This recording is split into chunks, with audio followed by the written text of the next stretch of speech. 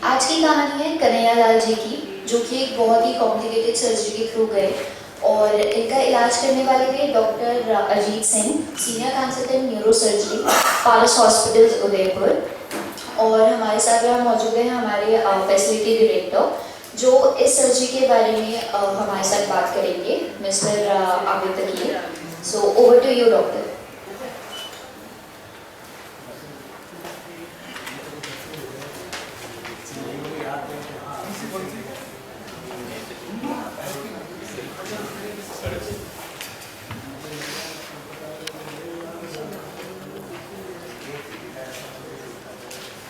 नमस्कार, मैं doctor Ajit Singh, senior consultant neuro surgery, Paras hospital में काम कर रहा हूँ। काफ़ी लोग आप लोग काफ़ी लोग मुझे जानते भी होंगे, बिकॉज पूरे 10 साल मुझे इस उदयपुर के एरिया में मेवाड़ रीजन में हो चुके हैं। और पहले भी एक दो कॉन्फ्रेंसेस में आपकी और मेरी मुलाकात हो चुकी है, जिसमें हमने सबसे पहले जब मरीज को बिना बेहोश करे ब्रेन की सर्जरी करके ट्यूमर निकाला था, शायद आप लोगों को याद होगा। बिल्कुल, तो उस टाइम भी आपसे मुलाकात हुई। फिर कोविड वगैरह की वजह से काफ़ी टाइम से मुलाकातें बंद हो गई।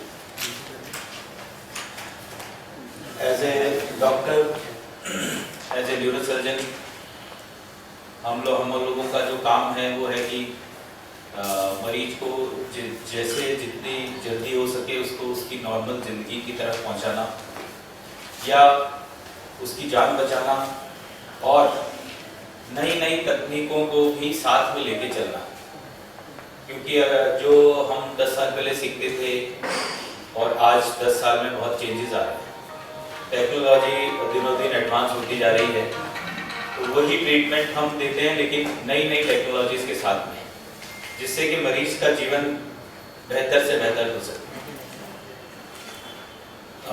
आप लोगों ने कितने लोगों ने ये 3D सर्जरी के बारे में सुना है, या 3D रिकंस्ट्रक्शन टेक्निक के बारे में सुना है? किसी ने इससे पहले इस चीज़ के बारे में सुना है? यहाँ पर आपने कोई कॉन्फ्रेंसेस वगैरह या कोई करी हो, या कोई आप डॉक्टर से मिले हो? तो ये एक ऐसी टेक्निक है जो एकदम नई तो नहीं है, लेकिन उदयपुर के लिए एकदम नई। अभी तक क्या होता है कि जैसे स्टोरी की अपन लेना चाहेंगे, 17 ईयर ओल्ड, 17 साल की उम्र में इनको मेजर स्ट्रोक हो गया। स्ट्रोक तो आप जानते ही हैं, स्ट्रोक के बारे में इतनी अवेयरनेस हो चुकी है, स्ट्रोक के ट्रीटमेंट भी अब एकदम बहुत एडवांस हो चुके हैं, लेकिन अभी तक भी वो 8 घंटे के बियॉन्ड कवर कर पाना संभव नहीं हो पाया। अगर अपन 3-4 घंटे में दवाई दे देते हैं और 8 घंटे तक अपन नस को खोल सकते हैं, तो कई मरीजों में 100% कहीं सक्सेस नहीं होती, बहुत मरीजों में नॉर्मलसी आ जाती है। लेकिन बियॉन्ड 8 आवर्स अपने पास ऑप्शंस बहुत कम हो जाते हैं। तो ये जो बच्चा है, इनको जो भी रीजन से पता नहीं चला या डायग्नोसिस नहीं हुआ, लगभग 24 घंटे बाद ये हमारी पास बेहोशी की हालत में आए। बेहोशी की हालत में ये आए।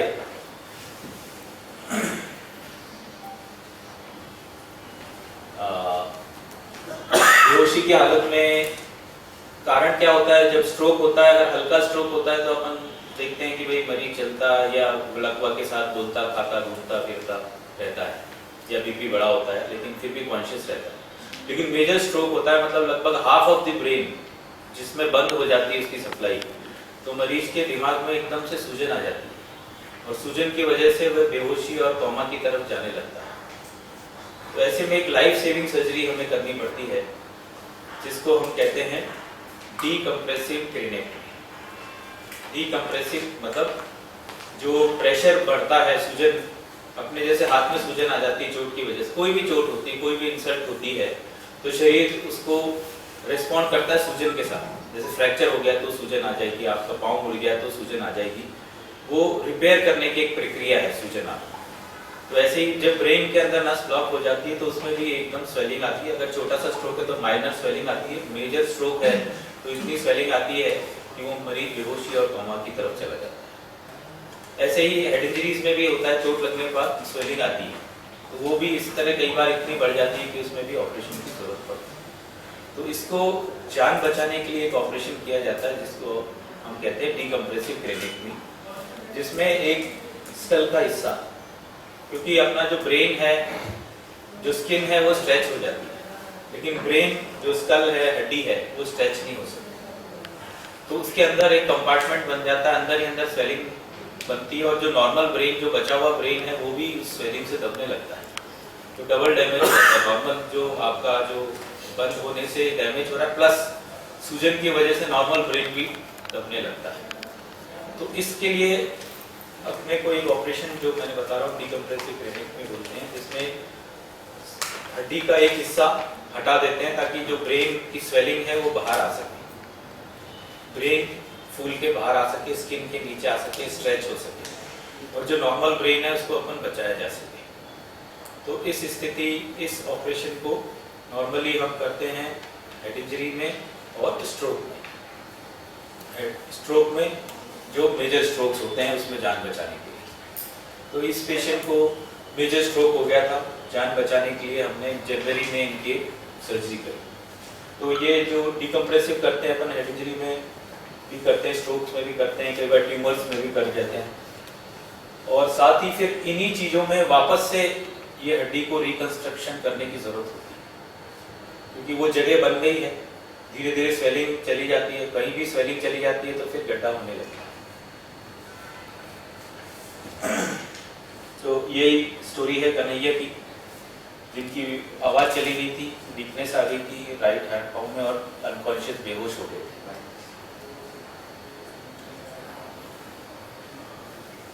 डीकम्प्रेसिव करिए, दिख रहा है आपको इतना बड़ा, हमें स्कल का हिस्सा निकालना पड़ा, ये हड्डी का हिस्सा पूरा बाहर निकालना पड़ा।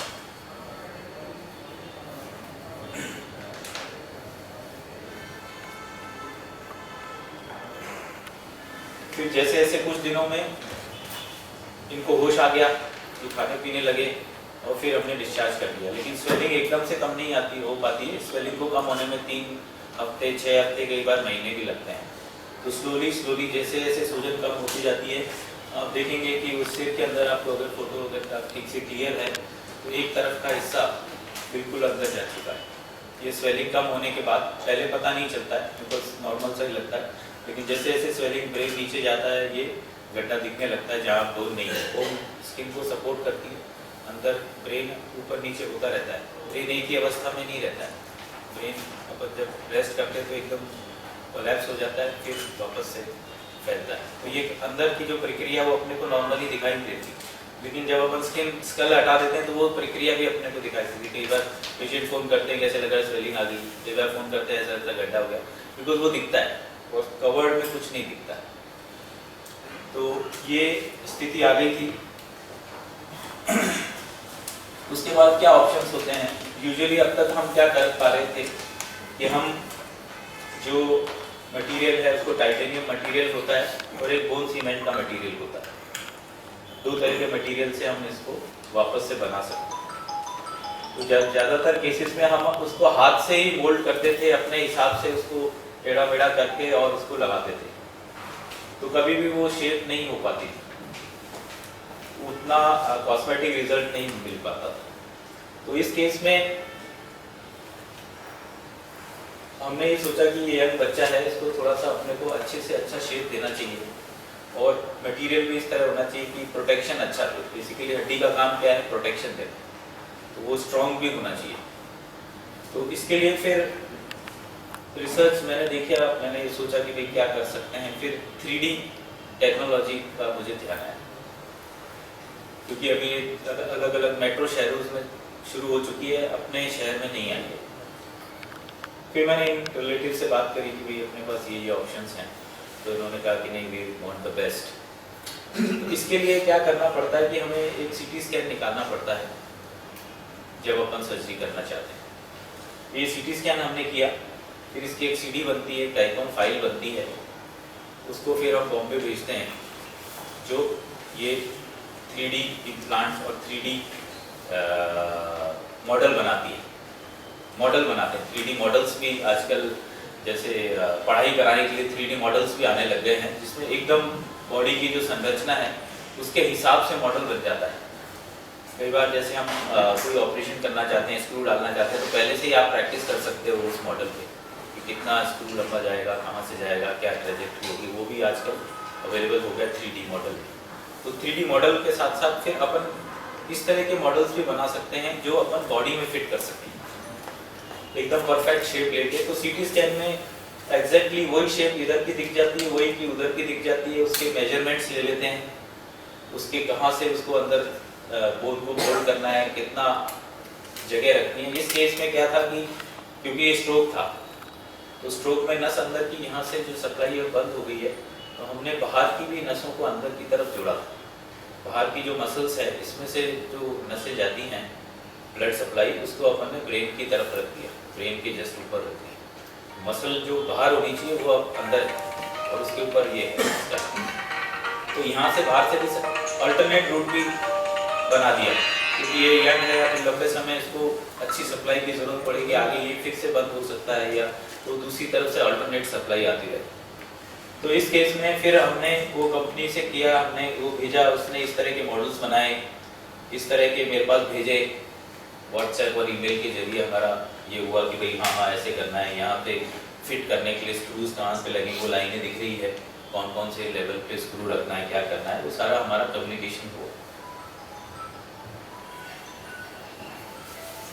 और ये देखिए आपको सर्जरी के बाद में, सर्जरी की पिक्चर्स भी थी मेरे, लेकिन वो शायद आप लोगों को उतनी देखने में अच्छी नहीं लगती, बिकॉज पूरा स्कल खुला होता है और थोड़ा ब्लड रहता है, तो कई लोग इवन बेहोश भी हो जाते हैं। कई मेडिकल स्टूडेंट, हम जब MBBS करते थे तो पहली बार ब्लड देखते थे तो मेडिकल स्टूडेंट कोलैप्स होकर गिर जाते, तो इस वजह से वो इमेजेस मैंने नहीं डाली है।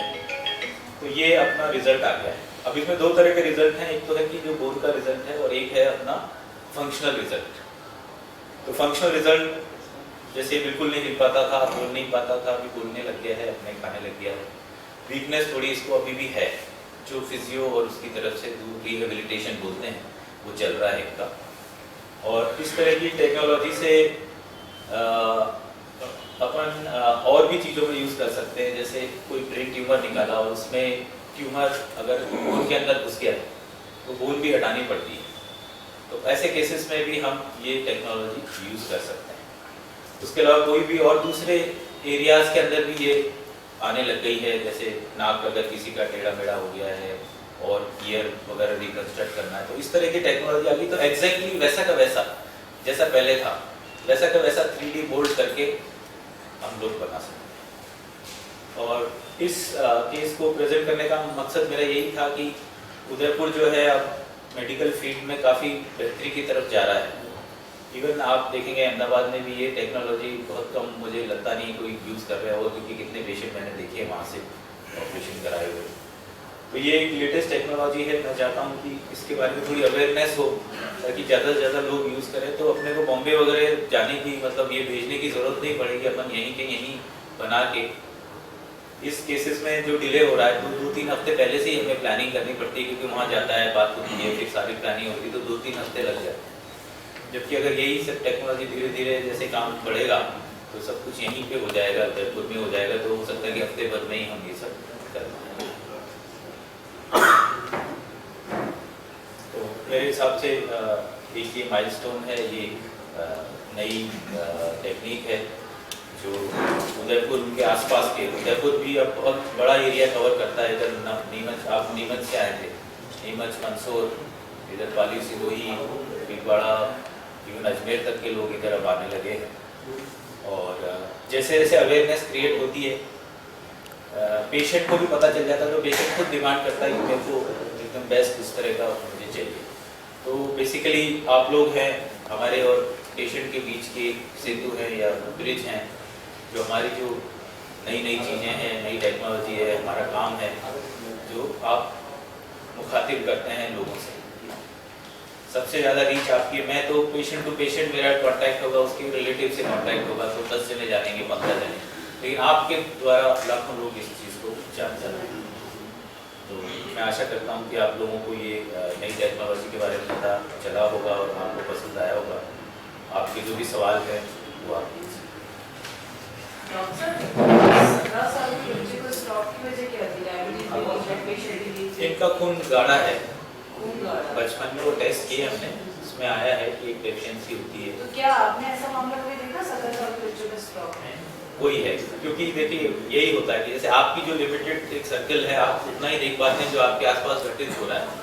लेकिन एज ए डॉक्टर्स हम ऐसे हमने बच्चों में भी स्ट्रोक देखे हैं, 4 साल के बच्चे में भी स्ट्रोक देखे हैं। अच्छा, दूसरा ये थेरेपी या ब्रेन हेमरेज के पेशेंट टेक्नोलॉजी है वो, अगर बैक टू इमीडिएटली नॉर्मल करना है तो 8 घंटे तक की विंडो पीरियड रहती है, लेकिन बियॉन्ड 8 घंटे अपने पास ज़्यादा ऑप्शंस नहीं रहते। दवाई, फिजियोथेरेपी और सर्जरी जो हमने करी, ज़्यादातर इंजेक्शन है प्लस एक तार डाल के अपन नस को खोल लेते हैं, जिसको डीएसए थ्रोम्बेक्टमी वगैरह बोलते हैं, इंटरवेंशन बोलते हैं। और वो 8 घंटे का है, धीरे धीरे और बढ़ाने की कोशिश में चल रही है। फील्ड के लिए अपन 24 घंटे तक देख लेंगे ये, लेकिन वो अभी तक रिकमेंडेड नहीं है। 3D टेक्नोलॉजी के भीतर ये तुला वाजपेयी जी ये कोई भी नहीं करता है। देखिए वही मैं कहा, डॉक्टर वाजपेयी एक न्यूरो फिजिशियन है, अपने को न्यूरो सर्जन और न्यूरो फिजिशियन को लेके भी बहुत भ्रांतियाँ होती है। न्यूरो फिजिशियन है, दवाई से इलाज करते हैं, और कुछ न्यूरो फिजिशियन तार डाल के इलाज करते हैं, लेकिन कभी वो ऑपरेशन नहीं करेंगे, स्कल को नहीं हटाएंगे, वो सर्जरी नहीं करेंगे, ब्रेन ट्यूमर वगैरह नहीं निकालेंगे। तो वो टेक्नोलॉजी वो यूज़ नहीं कर सकते, वो एज ए न्यूरो सर्जन में ही यूज़ कर सकते हैं। और कितना खर्चा है इस पूरे में? इसमें देखिए सर्जरी हमने बहुत इसको नॉमिनल फीस में करी है हमने। लगभग इम्प्लांट का जो खर्चा, जो ये 3D टेक्नोलॉजी और ये सब जो बनाया, टाइटेनियम यूज हुआ, उसमें लगभग 1.5 लाख रुपए का खर्चा आया, प्लस लगभग 70-80 हज़ार में हमने इनकी सर्जरी करी। तो जो हमारे हाथ में है वो हमने बिल्कुल 1 लाख मिनिमम कर दिया, तो लगभग 1-2.5 लाख में लगभग इनका खर्चा है सर्जरी। पहले आना बिल्कुल, तो इसमें देखिए ये जनवरी में हुआ था, और अभी अपन ने जून में वापस फिट किया। जून में वापस फिट किया। आप लगता है 5 महीने बहुत लंबा समय होता है ट्रीटमेंट चलने में? देखिए स्पेशली ऑपरेशन नहीं, देखिए एक जो लाइफ सेविंग ऑपरेशन हो गया था, और ये कॉस्मेटिक ये है, ये कोई इसमें पेशेंट की फंक्शनल आउटकम पे ज़्यादा डिपेंडेंट नहीं है। दिस इज प्रोटेक्शन, ये हेलमेट की तरह है, इसको अपन कभी भी लगा सकते हैं। कॉस्मेटिक सर्जरी की तरह है, जिसमें आपका ये जो गड्ढा है इसको अपन को भरना है, तो इसको अपन कभी भी, जब भी पेशेंट रेडी है, फिट है दोबारा सर्जरी के लिए, पैसे को लेके भी, क्योंकि इतना खर्चा करना पड़ता है, अरेंजमेंट करना पड़ता है, वो भी होता है, मेंटली प्रिपेयर भी होना पड़ता है बार-बार सर्जरी के लिए। तो एक बार सर्जरी होने के बाद पेशेंट खुद ही टाइम लेते हैं। कई पेशेंट को मैंने 1 महीने में भी किया, कई में वो डिस्चार्ज होने से पहले भी क्रेनियोप्लास्टी करा के गए। तो वो अलग-अलग, जब पेशेंट रेडी है, उसके रिलेटिव्स रेडी है, सब कुछ रेडी है, तो अपन कर सकते हैं। फिर भी एज अर्ली एज मैंने एक अभी पिछले साल क्रेनियोप्लास्टी पे एक इंटरनेशनल जर्नल में पब्लिकेशन भी किया था, जिसमें ये क्रेनियोप्लास्टिक सर्जरी इंटरनेशनल जर्नल में हमने 16 केस की स्टडी करी। उसमें यही हमने निकाला था कि जितना जल्दी हो सके वापस अपने को फिट करना चाहिए। तो लेकिन मल्टीपल फैक्टर्स होते हैं, तो वो जब पेशेंट रेडी होता है तो हम करते हैं।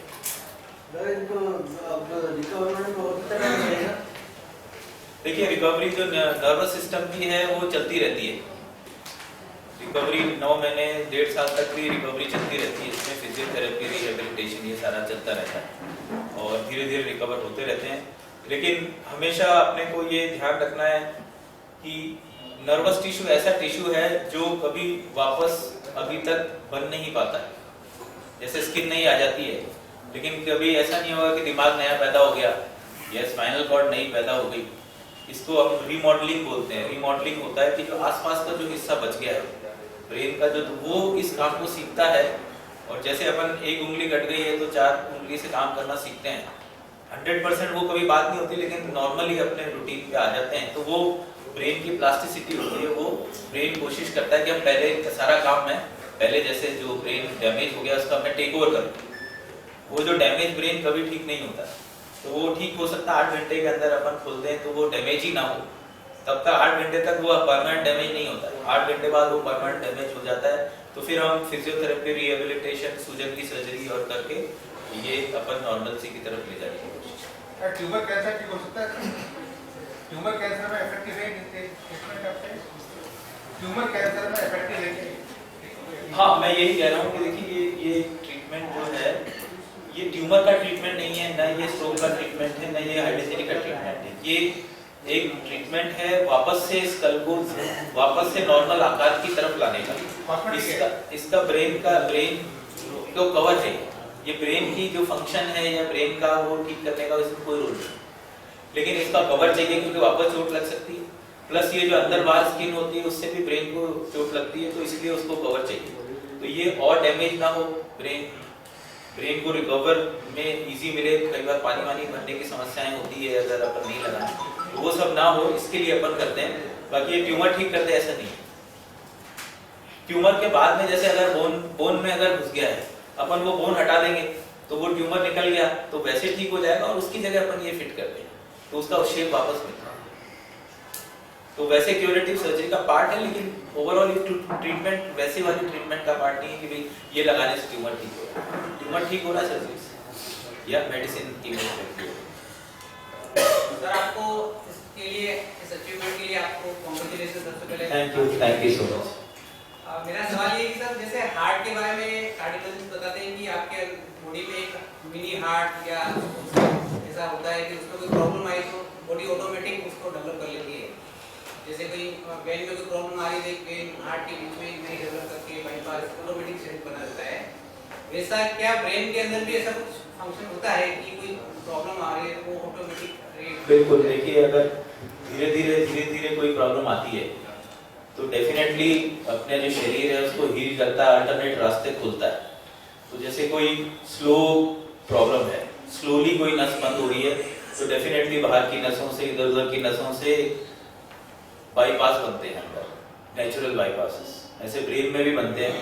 लेकिन प्रॉब्लम क्या होती है कि एक्यूट जो एकदम से हुई चीजें, जैसे अभी कल एकदम नॉर्मल थी आज बंद हो गई, तो फिर टाइम नहीं मिलता अपनी बॉडी को बाईपास ब्रिज बनाने का। जैसे कोई रास्ता खराब हो गया तो ब्रिज बनाएंगे, तो एक दिन में नहीं बन पाता, तो वो उसके लिए बॉडी जरूर बनाती है। लेकिन इमरजेंसी सिचुएशंस में बॉडी के पास इतना टाइम नहीं होता कि तुरंत एकदम से लगा। ये भाई से एक सवाल कर सकता हूँ, बात कर सकते हैं? हाँ, आपको सबसे पहले विल पावर के लिए बधाई। थैंक यू, आपको बधाई आपको विल पावर के लिए। आप मेरा ये सवाल पहले जो आपका बातचीत का, बॉडी के लैंग्वेज का, उठने बैठने में जो स्टाइल की जैसा आपकी लाइफ थी, और ये ऑपरेशन के बाद में कुछ ऐसा लगा कभी अनबैलेंस हो रहे हैं, बात में अटक रहे हैं, या कॉन्फिडेंट है, कुछ ऐसा बड़ा है, घटा है, या जैसा है पहला वैसे बड़ा है? क्या बात? तो हाथ पर थोड़ी बड़े नहीं समझा। हाथ में से ऐसा ढीलने लग गए हैं। थोड़ा एक्टिवनेस आई है और अभी और डेवलप होगा।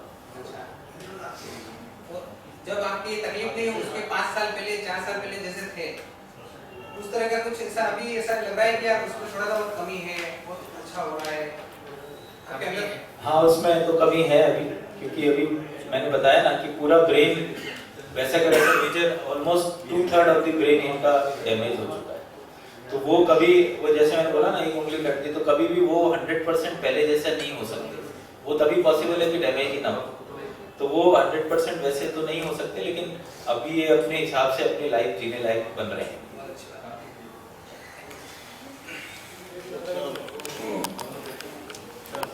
बहुत बहुत धन्यवाद यहाँ पर आने के लिए। और पारस सर की तरफ से जो है हम पहले तो डॉक्टर साहब को बधाई देना चाहेंगे कि जगह जगह ऑपरेशन इन्होंने पहले पास में किए हैं और बहुत सी मरीजों की क्वालिटी ऑफ लाइफ में इम्प्रूवमेंट हुआ है, और उसके हम लोग टाइम पे सब सैंपल्स के माध्यम से देखते रहेंगे।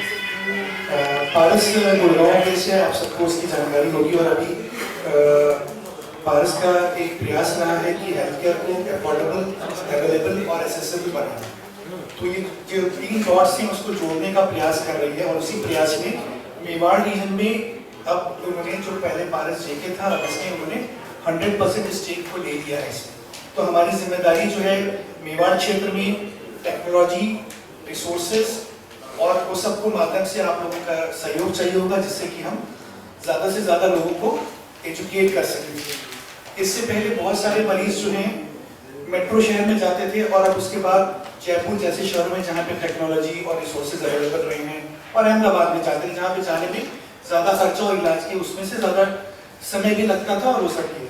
अब वो सारी सुविधाएं जो हैं उदयपुर में उपलब्ध हैं और आने वाले समय में हम इसको और बेहतर करने का प्रयास करेंगे। एक और जानकारी देना चाहूँगा कि हमारा अगला जो प्रयास होगा, अभी लंदन ने पूछा था कि कैंसर के उसमें, तो बताना चाहूँगा कि बहुत शीघ्र जो है हम यहाँ पर एक डेडिकेटेड कैंसर सेंटर भी चालू करने वाले हैं, जिसमें कि रेडिएशन के साथ साथ मेडिकल ऑन्कोलॉजी और सर्जिकल ऑन्कोलॉजी भी काम होगी।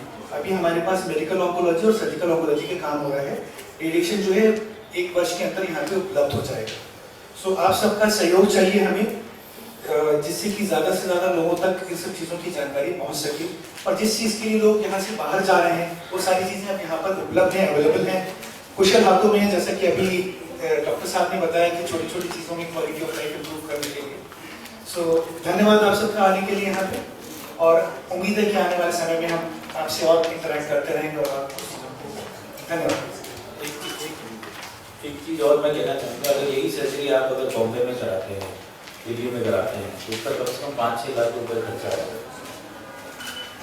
वही हमने लगभग 50% पे किया है। इसमें भी मेजर जो है टेक्नोलॉजी का लिया है, मतलब 1.5 लाख रुपये तो सिर्फ उसी का है। तो हमने बिल्कुल कॉस्ट टू कॉस्ट और मदद करने के हिसाब से, क्योंकि 2-3 सर्जरीज हो जाती हैं, तो इस तरह भी हम ध्यान रखते हैं पेशेंट्स का कि भाई उनका ज़्यादा खर्चा ना हो और क्वालिटी बेस्ट मिल जाए। डॉक्टर साहब, मुख्यमंत्री चिरंजीवी योजना का हॉस्पिटल नहीं है क्या? अब सॉरी, मैं आपके सवाल नहीं सुन पाया। मुख्यमंत्री चिरंजीवी स्वास्थ्य योजना में हॉस्पिटल नहीं है क्या? नहीं है अपना अस्पताल, कुछ सेवा तो उसमें, और अभी हम लोग कहा ना कि और धीरे धीरे और अपना और इसको बढ़ाएंगे। पहले हम हमारा स्टेक यहाँ पे 100% नहीं था, अब हमारा स्टेक यहाँ पे 100% हो गया है। सो अब एक ट्रांसफॉर्मेशन करेंगे, जिसको हम लोग समय समय पे आप लोगों के साथ बताते रहेंगे। अच्छा, जैसे ब्रेन में करी रिकंस्ट्रक्टिव सर्जरी ऊपर से जो कॉस्मेटिक सर्जरी, वैसे अन्य ऑर्गन में भी अगर डैमेज होगा तो ये फैसिलिटीज दी जाएगी? बिल्कुल, आने वाले टाइम में आपको बिल्कुल जैसे जिसमें भी जो अपन बॉर्न पे फीमेल, यस, तो बिल्कुल तो वैसी की वैसी बन के आपके पास आ जाएगी और आप लगा सकते। आने वाला टाइम टेक्नोलॉजी का ही है, रोबोटिक। बच्चे को देखा पड़ा तत्काल इसकी एमआरआई करना पड़ेगी, तो एमआरआई की रिपोर्ट नहीं है। इसके पहले सर और तरुण माथुर सर दोनों एमआरआई में जाके और देख लिया और भैया इस तरह की कंडीशन है और इसकी तत्काल सर्जरी करना पड़ेगी। और मतलब एक विश्वास करने वाली सबसे बड़ी बात बताता हूँ, हम यहाँ जब बच्चे को लेकर आए तब हमारे पास केवल पैसे नहीं थे, 40-50 हज़ार रुपये लेके आए थे, तो बच्चे को नॉर्मल दिखा गया था भाई क्या हो गया। तो सर ने हमारे यहाँ बात भी रखवाई, मैं इनका पेमेंट 2-3 दिन में आ जाएगा और इसका पहले इलाज करना ज़रूरी है। और सर ने इलाज किया, इलाज करने के बाद 3-4 रोज़ बाद ये धीरे धीरे रिकवर हुआ और बोलने लगा, और 7-8 रोज़ बाद डिस्चार्ज कर दिया। जिसके बाद में अगर हमारे को कोई भी समस्या आती है तो सर से पहुँचे तो मतलब तत्काल किसी भी टाइम तो तत्काल जवाब दे देते बेस का ये करो। क्या प्रॉब्लम क्या थी? ये मतलब बेहोशी की हालत में था, मतलब एक आँख खुली हुई थी, ऐसे ऐसे कर रहा था। तो हमने वहाँ डॉक्टर को दिखाया, तो हमारे यहाँ के मतलब ऐसे डॉक्टर की कोई फैसिलिटी नहीं है। तो सर को कॉल किया तो उन्होंने कहा यार इसका ये देखो, तो उनको कुछ समझ में नहीं आया। सर को तो मतलब फ़ोन भी समझ में आ गया था कि बच्चे को पैरालिसिस वगैरह हो चुका है, लेकिन वहाँ पे समझ में नहीं आया। और जैसे यहाँ लेके आए तो सर को कॉल करते मतलब डायरेक्ट सर इमरजेंसी में आ गए, और आते ही देखा तो बोला इसकी सर्जरी करना पड़ेगी। एमआरआई में जैसे गए इन्होंने देखा, अब इसकी सर्जरी करने के अलावा इसका कोई इलाज नहीं, क्योंकि इसके दिमाग में जैसे जैसे स्वेलिंग बढ़ रही है और स्वेलिंग बढ़ेगी तो मर जाएगा, तो फिर हमारे को सर्जरी करवानी पड़ेगी। ठीक है सर, आपका नाम? मेरा नाम ललित चारण है। ठीक है।